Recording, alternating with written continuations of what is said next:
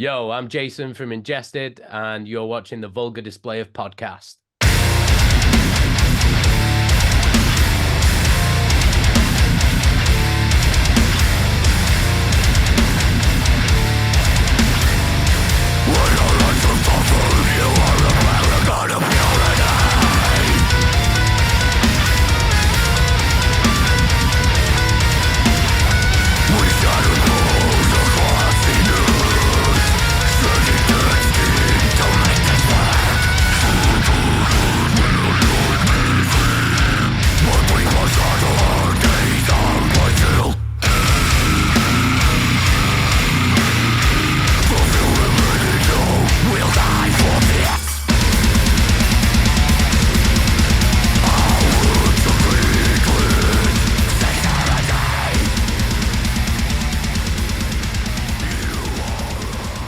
Welcome to the Vulgar Display of Podcast, live from the Barn Studio in Southeast Missouri.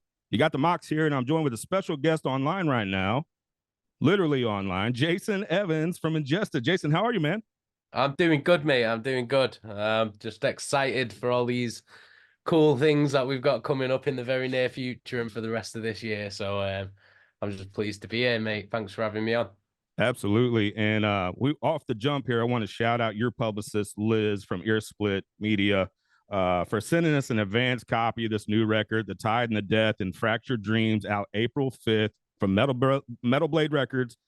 Man, it is a banger, absolute banger here. I don't know if you can hear this, but oh, probably not. But that was a little intro there. Loving this record, man.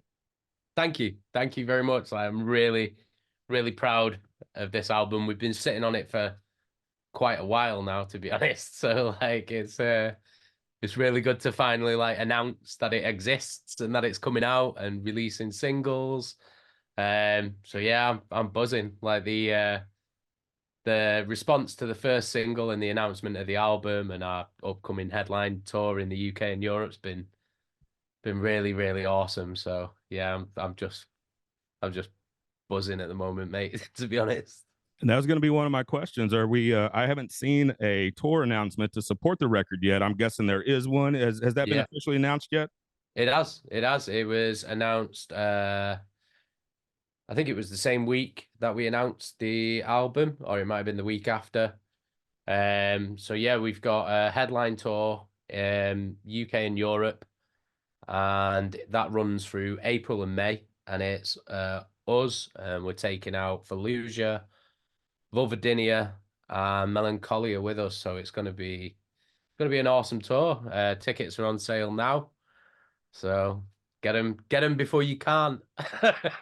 Absolutely, and you guys stay busy. I mean, you guys are putting out records. It seems like every year, at least for the past several years or couple years, and then following it up with tours. You guys have been all over the world at this point, playing with some pretty legendary bands. You've obviously toured with Cannibal Corpse and Black Dahlia and Revocation and Lorna Shore. You guys like to stay active, it sounds like. Yeah, I mean, like we never stop, really, to be honest. I mean, I think it's like our work ethic and that grind is like such a ingrained part of who we are as people and what Ingested is as a band. Like we're three guys from working class backgrounds. Like we've all come from like council estates. Like I grew up in a council estate in Manchester. Like with fuck all, basically. Like so it's sort of like you grow up like that, and it's because you don't have anything, you know that if you want something, you have to go out and you have to earn it. Like where we come from, like, and I'm sure people who have like a similar background to us will understand nothing's given. Like you have to go out and you have to get what it is that you want. So we've always had that crazy work ethic. It's like whenever we see like other bands doing stuff or our peers or anything like that, we always strive to be the hardest workers, like in whatever room or space that we're in. And I think that's just like such an important part of our identity as a band. And that's why we never stop. We just never stop. We're always creating. We're always writing music. We're always recording music. We're making music videos. We're on tour like most of the time. Yeah, Like we're absolutely. always on tour. It's like that since the pandemic, like lockdowns ended, we've pretty much just been on tour, like with like a few weeks off in between here and there. But this period of time in between our last tour in that ended in December with Lorna Shore, and now this is like the most time we've had off since the end of the lockdowns. And even then, it's like again, we're doing music videos, we're preparing stuff for the tour, we're getting ready like to go out and do our own headline tour, like and preparing to smash people's fucking faces in, really. Like, so it's like we're just always at it. Like the writing process as well. It's like we like to work ahead so that we give ourselves that time. Um, so when we released the last album, which was Ashes Lie Still, which was our Metal Blade debut record, we released that in November 2022. And then 4 weeks later, we were in the studio in December recording this album. No rest So for the it's wicked, like right? exactly, but Yeah. it's like we like because we write so much. It's like, well, why wait around?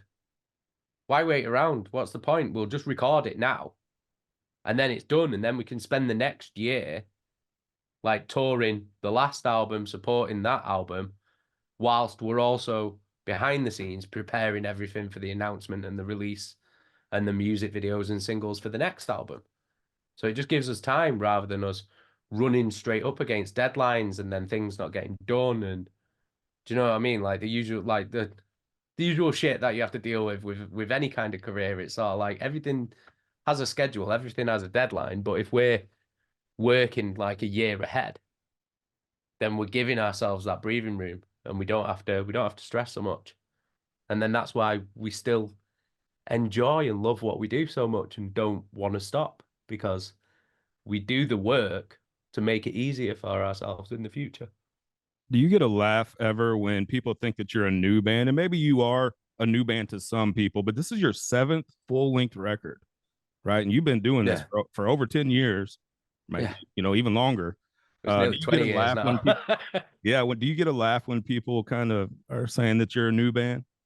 Yeah. Yeah, it does make me laugh.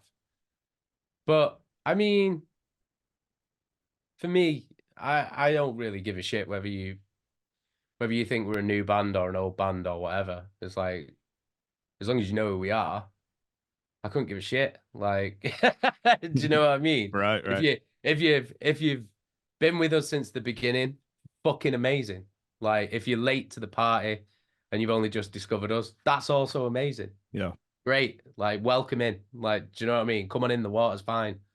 So I don't give a shit. I mean, it does make me laugh personally, because when they're like, oh, it's like I'm like, we've been doing this for 18 years. Like we've been doing this since we were kids. Yeah. Like we've been around for so long. We've seen all these scenes come and go. Like, do you know what I mean? And it's Yeah. like all these bands, all these other bands that were in the scenes and stuff, and they've all like given up, and because obviously it didn't go the way that they wanted it to or whatever. So they just gave up. Whereas we were just like, nah, man, we'll just carry on. We'll just carry on because we're having too much fun. And this is all we've ever wanted to do. So we'll just keep doing the work, keep doing the work. And hopefully it'll get to the point where, people can't ignore us anymore. So Is part and I of the think I think we I think we're at that point now, yeah. finally. So Yeah, like sort of just resilient and kind of pesky. Like we're not going anywhere. We're just going to keep out there, but on the road, putting out albums. Right? Do you think yeah, that's part of the success? yeah, that and the fact that again, going back to like our personal backgrounds and where we've come from, it's like we always feel like there's this I can't explain it. It's like there's this always this feeling that we have something to prove all the time. Like we've got some fucking weird chip on our shoulder that like makes us feel like we've always got a point to prove. We've always got something to prove. every single time. And I think that's from like when we first started, and fucking hell, like we didn't half get some shit from like the underground scene, like in Europe and the UK and shit like that, when we were first coming through. And we were getting all kinds of shit. Like, oh, they're not brutal, they're not slam, they're not this, they're not that, they're not Yeah. death metal, they're deathcore, they're this, they're that, the other. And it's like the amount of shit we used to get. And what when you do that to someone like us, it's like if you fucking start telling us we're shit and start telling us we're not good enough, or start telling us we can't do something because of X, Y, Z, then that will make us do it more. And that'll make us just go, nah, fuck you. Like now I'm gonna do it just to prove that you're full of shit. So it's like we have this weird like spite that like fuels everything Yeah. that we do, because we're just like we've spent years being told, either being ignored or being told that we're not good enough or that we're this, we're that, the other. Like, and because of that, it's like we just enter ourselves into this like war of attrition where we're just like, no, we'll do it now. Just to fucking just so we can fucking give you the fingers. Do you know what I mean? Right. Yeah, and I think you do, like, especially if you're involved in a creative sort of element to what you do, you know the work and the time and the effort that goes into that. And when you sometimes will get a comment, I mean, even some of the stuff I'm involved in, get a comment of like, oh, you got lucky or something big Mm, happened to you that maybe you didn't deserve. It sort of gives yeah. you that fuck you attitude, like, no, I put in a lot more time and effort than you think, right? So it is a little Yeah. bit of that kind of like chip on your shoulder thing. Yeah, totally. And this is the thing. Like, I didn't want to be in a metal band to be all fucking meek and like soft and, oh, thank you. Oh, like, do you know Right. what I mean? Right. That's not why I got in a metal band. I got in a metal Sure. band because I wanted to shout fuck you to everyone. Like, do you know what I mean? I got into a metal band because I watched the Pantera home videos on like when I was like a kid. Exactly. And Yeah. I saw those videos and I was like, holy shit, that's it. That's what I want to do. Like I want to fucking raise hell. I want to walk around like I'm fucking Stone Cold Steve Austin and tell everyone to go fuck themselves. It's Like the that's like, it's do the you know what I attitude, right? mean? Yeah, totally. Yeah. Like that's what attracted me to metal in the first place, is the fucking attitude of it. So, like, yeah, that's why I'm here. Like, I didn't get in a metal band to follow the rules. Do you know what I mean? Sure. Sure. And I think, I think that comes across in your music, the attitude, right?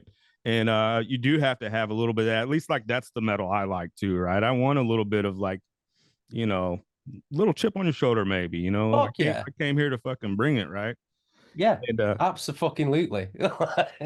you talk about your touring. What kind of markets are you best received in? Where is you guys' hot spot? Is it over there across the sea? Do you get a lot of love in America? Where's the best place for you guys?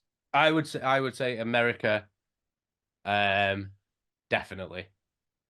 Just because I think it's more the style of death metal that we play. Like a lot of people, until they actually do a bit of digging into the actual band or hear us like actually speak, a lot of people assume that we're an American band just because of the style of death metal that we put out. So we do really well in America. It's always amazing. But other than that, I would say there's three places in the UK. There's Manchester, which is our hometown, which is always an insane show. Um, there's London, which is always great, and there's Glasgow. So I would say those three places and America. That is where that's where our most crazy shows usually go off. We mentioned you guys touring with Lorna Shore, and they just, caught so much popularity. And even like the deathcore and death metal, to me, it's had a little bit of resurgence with popularity. It's a little bit more popular than it used to be. Are you Yeah. surprised by that? Does that surprise you at all? No, no, not at all. I think, I mean, like I said before, like we've been in a band now for nearly 20 years. So it's like we've seen all these scene shifts come and go. And like from what I've witnessed, it usually works in like 10-year cycles or thereabouts. Because if you think like when was the last big deathcore surgence? When it was like you had Suicide Silence, Job for a Cowboy, Whitechapel, Despised Icon, Carnifex, like all those bands coming out. It was around like it did have started a little bit earlier, but it was around the 2009 sort of era, weren't it? Yeah. And then now, what, we're just after 2020, like we're in 2024 now. And now you've got another massive deathcore band that's come, smashed it, and now the entire deathcore scene has gone into overdrive again. And then what'll probably happen is it'll probably die down again, and then in another 10 years or so, another band will come out that'll spearhead another revolution. But it happens in all genres. It's all the time. It's just cycles. It's just cycles. All it takes is one band to break it, and then as soon as that one band breaks it, then you just get this massive wave of popularity again. Because the thing is, a high tide raises all ships. Right. You know what I mean? So a band like Lorna Shore, a band like Slaughter to Prevail, like who else? Brand of Sacrifice. Like those sort of bands that are like doing really, really well. What happens is bands that new fans that discover these bands listen to these bands, and then they're like, oh well, what else is there? What other bands sound like this? And then that's when popularity starts to trickle from the top down, and then they start discovering all these other bands that are on like the lower levels of popularity. And then what happens is everybody eats. Everybody wins, right? And it's great. Like, so yeah. And plus, Lorna Shore are my boys, man. Like, I fucking love Yeah. those guys so much. So like to see what they're achieving right now, and to be able to be on the other side of that as well, like to tour with them and see what they're actually doing and see what they're achieving is just it's great. Do you know what I mean? Like, because you love to see your friends do well, and the thing is, again, like they're another band where people think, oh, Lorna Shore, they've just come out of nowhere. And it's like they've been going for ages. Like, do you know what I mean? Right. They've been going for ages. It's the same as like bands like Behemoth and Gojira. Do you know what I mean? Bands that like did the grind for like 15, 20 years. Like, and then all of a sudden they got that hard work paid off. And then they got popular. It's like it is mad though, like, do you know what I mean? When Yeah. like you were saying before, when people think like, oh, it's this new band, and it's like, no, it's new to you. Right. They've been there for ages, bro. Yeah. Like they've been doing the work. Like it's not like come out of nowhere. They've been working the bollocks off. So yeah, it's good. Like, Let's get into this new record if you don't mind. The Tide yeah. of Death and Fractured Dreams, your seventh, like we mentioned, full-length record out April 5th with Metal Blade Records. This is your second one with Metal Blade Records. What's that experience like working with Brian and the crew there? Metal Blade have been fantastic with us. They've been really, really good, like since day dot with them, really. Like they've always been really easy to work with, really easy to get hold of. They always reply. Um, everything we've needed, they've been there to help us with that. Yeah, they've been fantastic. The one thing as well that I will say, is that with Metal Blade, it feels like because we've been with other record labels and stuff. With Metal Blade, it doesn't just feel like business. Do you know what I mean? Obviously, it is a business. It's a record label, like, but it doesn't just feel like business. It feels like they actually do give a shit. Do you know what I mean? They care about what they do. Like they care about the bands that are on their label. They care about the product that they put out. Like they actually, it's not just they're not just looking at the bottom line, or at least it feels like they're not just looking at the bottom line. They actually do give a shit about the artists that they have under their care, which is great, to be honest. Like, never really felt that before. So it's nice. It feels like an actual home, if you know what I mean, for the band, which is great. And when we're talking about longevity in careers, well, that record label is synonymous with metal, right? It's one of the best to ever do it and been around forever. And I think there's a reason for that, right? They're good at what they do. So I'm glad to Yeah. hear that experience is going well. Tell us a little bit about the record. Like I said, we got an advanced copy of it. It's a straight banger. Loving it. I just, I loved your last record and been a fan for a while, but this one, it just seems like it's putting you on another category. Do you get that sense as well? Wow. Well, first off, thank you. Like, I'm glad you enjoyed it, and thanks for the kind words. But in answer to your question, yeah, yeah, I feel like we are we're I feel like with this album we were in a super comfortable place, like writing wise. Um, so knowing exactly what we wanted to do, which is why we just went into the studio straight after releasing the last one, because we were just super confident with this album. I think it's got a good mix of everything that Ingested is good at. Um, there's a little bit of everything. Do you know what I mean? Like there's a bit of everything. And I think all of it hits as well. Um, but yeah, it's like I'm super proud of it. I feel like even though we're always, how can I say this? Like evolving. Like so even with the next album, we'll still be adding things in. We'll still be experimenting with stuff because we don't want to just keep putting out the same album.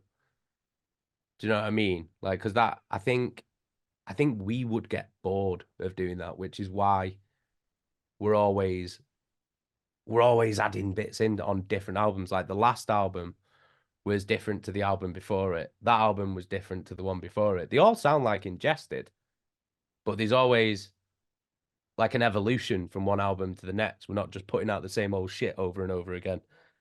Um, because I think, like I said, the main reason for that is because first and foremost, we make music for us. That's why we do it. Like we do it because we love making the music that we want to hear. That's the only reason why we're in a band. Like, so we're always gonna do whatever the fuck we want. Like, so, like that's why we're always adding stuff in. Some people, some of our fans might not like a certain bit on a certain song on a certain album or whatever. But that's okay because there's still other albums and other songs of ours that they do like. And that's fine. Like, do you know what I mean? You don't have to like every single fucking minute of every song that any band's ever put out. That's fine. Because we're making music for us. And if other people like it, then that's fucking fantastic. And that makes us well happy. But we're always going to do what we want to do. And we're going to continue to do that because if we don't, we'd get bored. Do you know what I mean? Like we'd get bored. I wouldn't want to do it. Like I don't like the moment we start making music for other people or start worrying about, oh, will the fans like it? Oh, like I don't give a shit. Like, because it's like we'll make what we want to make. And if they like it, that's great. And if they don't, then maybe they'll like the next one. Or maybe they can still listen to the old stuff. Do you know what I mean? Because Yeah, right. you get like every band gets it. You get like your old school fans who just want you to put out the first album over and over and over again. Do you know what I mean? It's Yeah. like, oh, when are they gonna write another song like Skinned and Fucked? Probably never. Probably never gonna, but we'll still play it live. Like, just because we're not gonna write more songs like that doesn't mean that they're getting deleted off Spotify. Do you know what I mean? Right. Like, you still Right. exist. Just press play. Like, it's fine. Like, all you gotta do is tap on it on your phone. It's still there. So yeah, like, I think we're really getting to a point now where we're really comfortable with just being us. Do you know what I mean? And I think this album kind of encapsulates that like more than any other album. The last album was a bit sad. It was a bit like, ooh, you know what I mean? We'd had a bit of a rough couple of years, so we put it all out in song. and it was pretty emotional for a death metal album. Do you know what I mean? As far as a brutal death metal album can be emotional. But yeah, it came from like a dark place. It came from like a very emotional place. Whereas this one is like, right, well, that was shit, weren't it? We came out, but we've come out of that like other end. Do you know what I mean? Like we're stronger, we're better, we're happier than we've ever been. So let's fucking smash this fucking record out. And yeah, that's where we're at with that, really. Like, just super proud of it. We're all in a good like headspace mentally. I would say I'm in a great place physically, but I've got a chest infection at the moment. I don't know if you've heard me wheezing down the fucking microphone. I But did. apart from that, we're really, really good. So yeah, like I think with this album you can tell that we're coming out swinging, man. Like we're ready to smash everybody's fucking face in, basically. That's a good place to end it right there. We got Jason Evans from Ingested. This is the Vulgar Display of podcast. If you're listening to this, April 5th, Metal Blade Records, The Tide of Death and Fractured Dreams. They need to go out and get that record. Like I said, we've been lucky to have an advanced copy. It absolutely bangs. And we appreciate your time today, Jason. Thank you for having me, man. It's been a pleasure. And we'll catch you when you get over here to the U.S. and when you come to our area, okay? Hell yeah. Hell yeah. Hopefully it'll be second half of this year. We're trying to work on some stuff now. So hopefully we'll be back over in the good old United States of America. Thank you, brother. Appreciate your time. All right. Thanks a lot, mate. Big love.